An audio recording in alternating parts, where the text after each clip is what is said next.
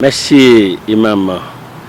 De nos jours, plusieurs mosquées, pendant le mois de Ramadan, ont tendance à prendre le 27e jour comme un jour de fête.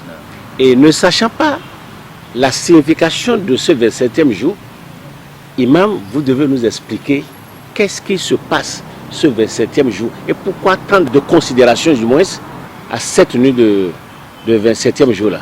Oui. Alhamdulillah, thumma salatu wassalam ala man la nabiyya ba'da wa ba'd.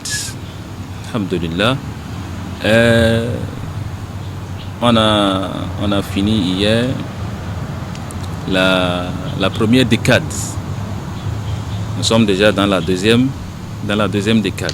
Et bientôt on sera dans la dernière décade, qui sont les 10 jours dans lesquels généralement on fait ce qu'on appelle at-tahajjud, recommandé par le prophète Mohammed sallallahu alayhi wa sallam.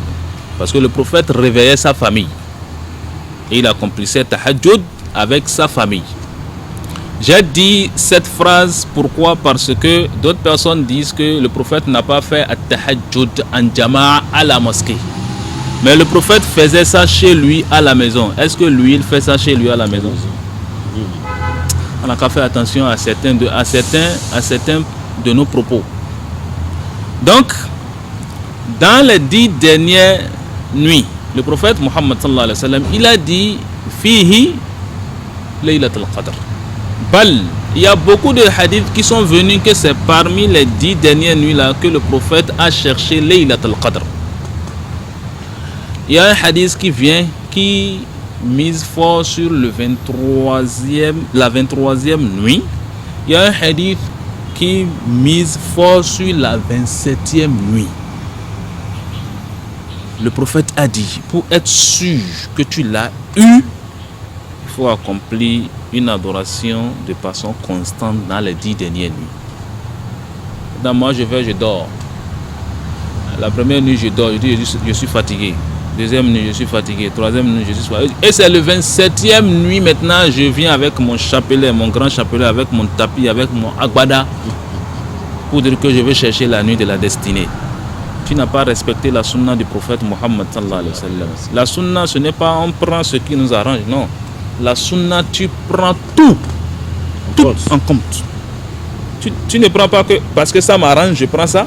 Ça là ne m'arrange pas, je ne fais pas. Là, ce n'est pas ça la sunna. Et on a ce problème-là dans notre communauté. Je ne vais pas rentrer dans les détails. Donc, choisis le 27e nuit, ou bien la 27e nuit, ou bien la 29e nuit, pour dire qu'on veut chercher les lettres de Qadr. Certes, le prophète, un jour, il a dit qu'il a vu la nuit de la destinée un 27e, un 29e. Le prophète a dit ça. Si le prophète a dit ça et qu'il te recommande que toi, pour être sûr que tu as eu ça, il faut chercher ça dans les 10 dernières nuits là. Pourquoi tu chosifies? Tu es prophète?